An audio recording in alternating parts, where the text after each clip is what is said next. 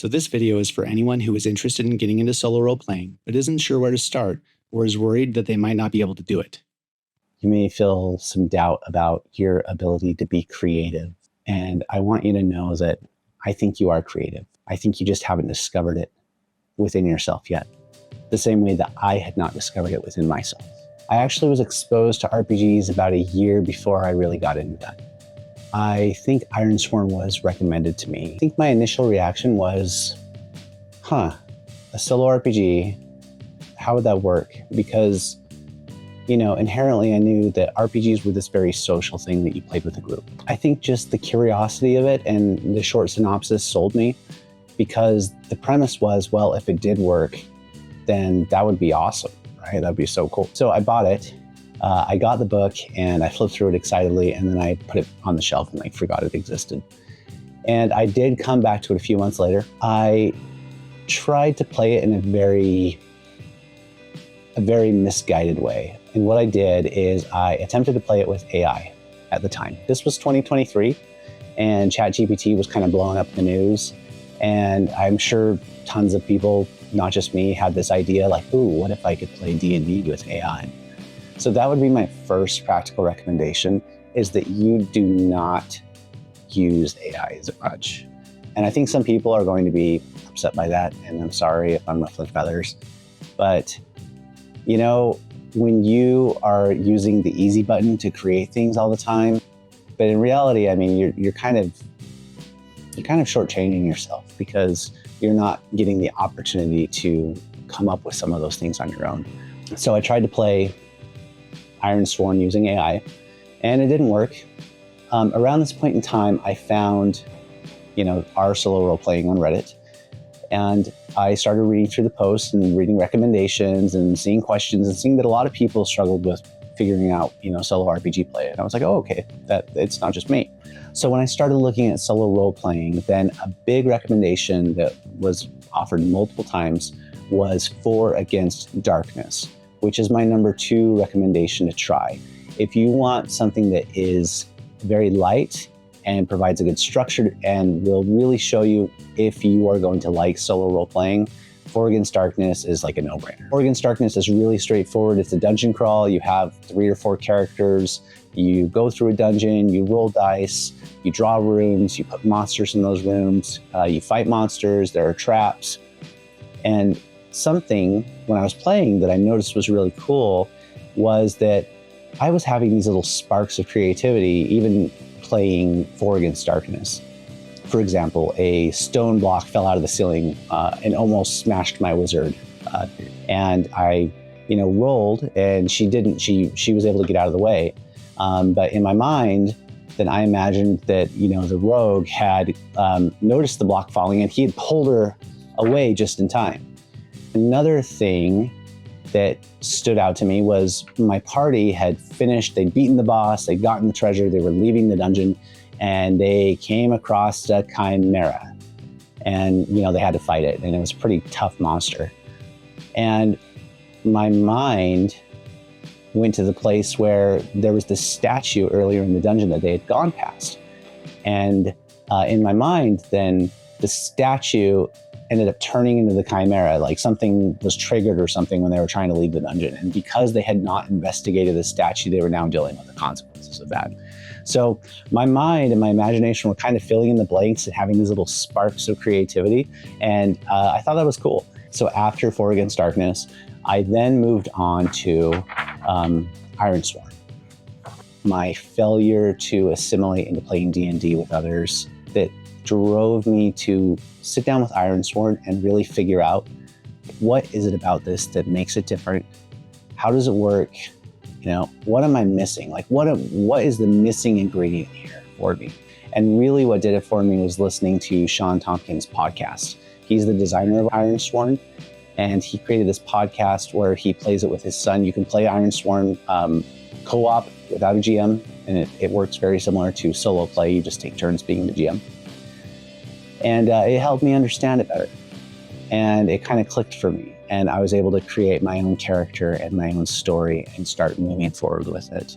I played this with a buddy of mine, and we had a great time playing multiple sessions together. I think we played 3 or 4 sessions. We had this great story, great characters, I also wanted to figure out, why does this work so well? That was a huge thing for me. I wanted to figure out, why is this thing that I'm doing mostly by myself or maybe with another person, why is it so much more interesting? Why is it pulling me in this way that D&D 5th edition failed to? And after figuring out or feeling like I had figured out Ironsworn, then I really wanted to return back and figure out, what it was about D&D style games. Because I think that everybody, there's so much familiarity with D&D. Everybody grew up playing D&D at some point. If you played D&D, it's okay if you didn't, that's fine. But I wanted to go back to that. I wanted to explore it from the perspective of a solo role-playing game. And so everybody on Solo Roleplaying suggested Scarlet Heroes. And Scarlet Heroes is my 4th recommendation, specifically Scarlet Heroes with this thing called Sandbox Generator. I like using those two together, and I would recommend getting both. So I got Scarlet Heroes, and I was using it for solo play. And I want to tell you a little bit about my character that I made. I created a Dwarven sailor. He was a thief, technically, but he had the background of a sailor. And his name was Burgar. And he had come to a place called the Sunset Isles, which happens to be the setting of Scarlet Heroes. But I was doing my own Sunset Isles with Sandbox Generator.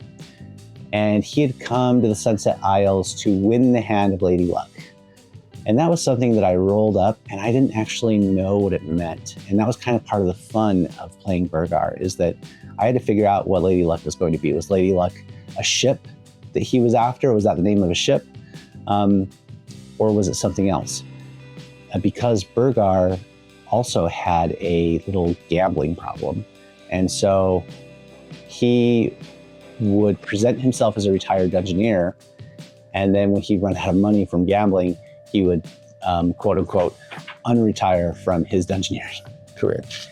Yeah, and I realized at that point that, wow, there is really something to this solo role-playing stuff. There's something so much so that, this is a totally viable way to play these kind of games. At that point, I think I was pretty bought into it. I was sold on the concept of solo role-playing, and I'd, gotten a couple different systems.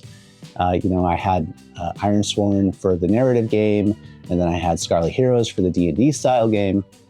And so at that point, I jumped in and I got the Mythic Game Master Emulator, the 2nd edition one.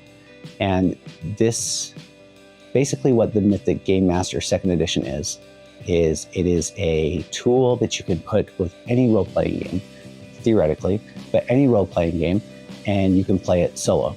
And it has all these different optional modules you can use. There's some really cool systems within it. There's kind of this random event system where certain rolls on an oracle will trigger a random event, and then the random event will affect randomly either an NPC that you've met or a place in the game. Just that feeling of like my game was alive, like this thing might happen, and I didn't cause it to happen. That didn't come from me. It was because the game had a system for it. It had a system to make these random events. The other cool thing from Mythic Game Master Emulator is that it has what's called like a scene interruption. Something interrupts you. It goes sideways, something comes and gets in your way, or you get sidetracked by something. For whatever reason, the next scene is not what you think it is. Or maybe it is what you think it is, but something about it is altered or different. So that is what Mythic Game Master Emulator is. You can tell probably that I'm enthusiastic about this, right? I want people to know about this.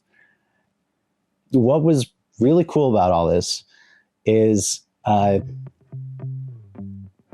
was experiencing these adventures, and I was experiencing this joy. I was experiencing joy through my own creativity and through the creativity of others, that people had made these games. They had created these things to share that joy with others. So there's lots of reasons why somebody would want to play solo role-playing games. You might be wanting to test a system out. You might be wanting to see how something works. Your game night might have fallen through. or the people you play with regularly are available. Or it could just be that you're in a place like I was where you're looking for something, that you're trying different things to see what's going to work. It's another thing that solo role-playing really benefited me with was it just being a place for me to creatively explore. It was a place where I could try things with my character. I could try doing different things. I could try seeing what would happen when my character did this. How would things respond to it? I could kind of experiment. I could see what worked and what didn't.